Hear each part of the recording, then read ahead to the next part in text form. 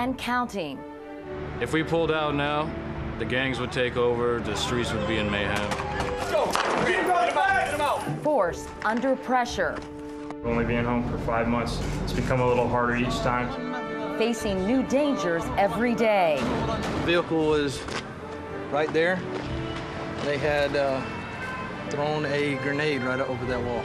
But seeing new signs of success. We've seen a reduction in car bombs. How much longer will U.S. forces be in Iraq?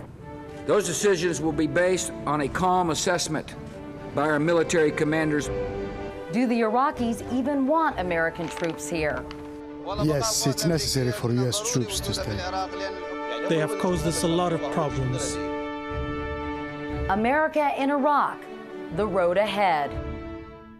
Good evening. I'm Katie Couric in Baghdad. Tonight, we'll show you the latest strategy designed to stop the violence here. Also, a weapon that's killing more and more American troops, and there's virtually no defense against it. And police in Germany break up a terrorist ring that allegedly was plotting to bomb a U.S. military base.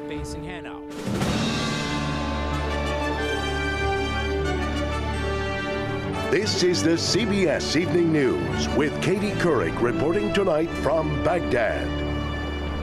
There was new violence here today, and it came just days before the top commander in Iraq is due to give an update on the surge designed to stop it.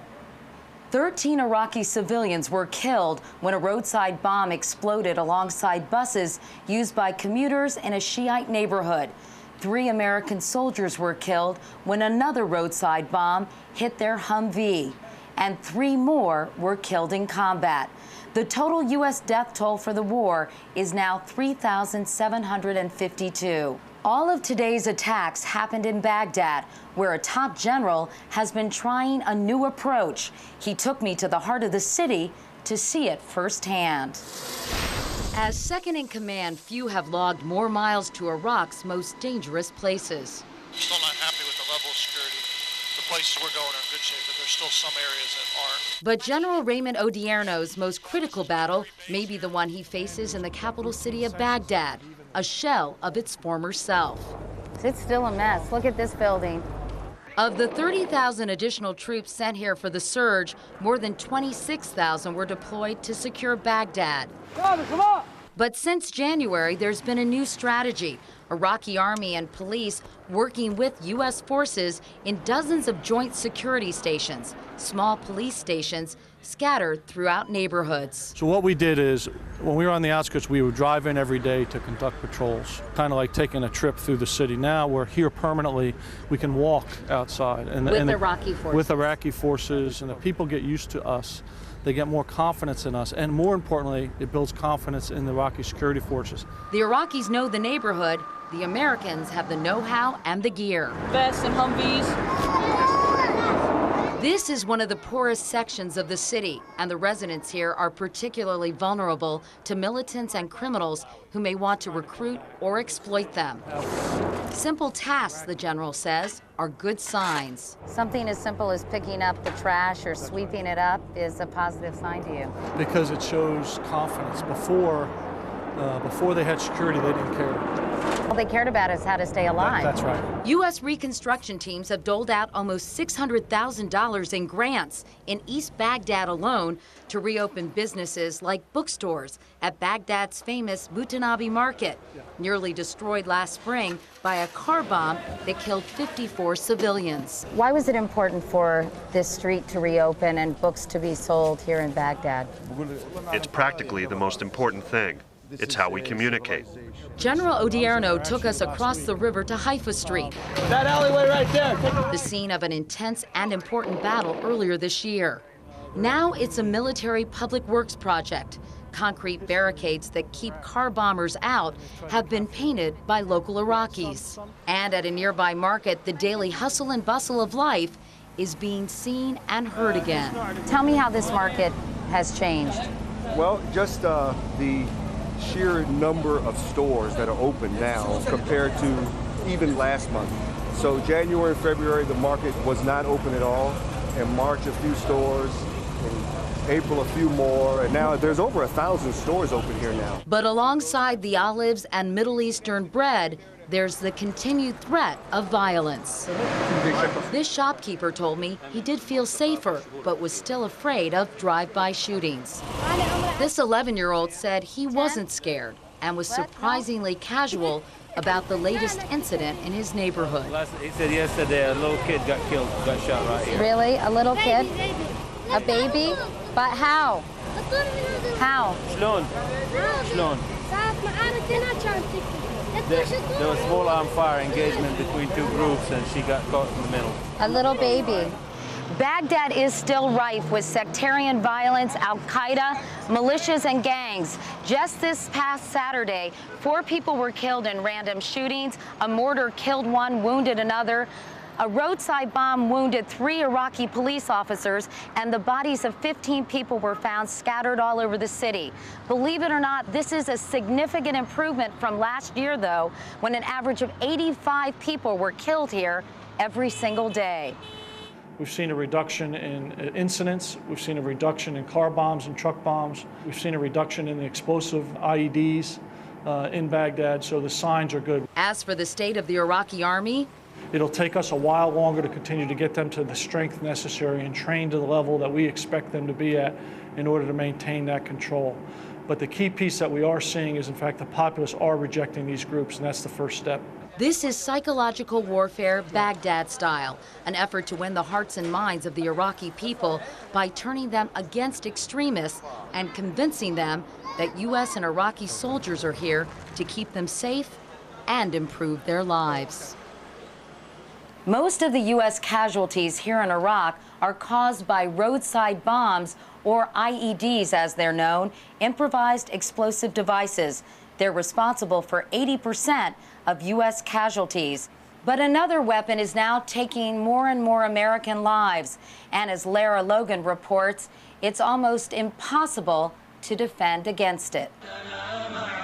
What you're about to see in this Al-Qaeda propaganda video is a brazen attack on U.S. soldiers with a hand grenade that's more deadly than any other.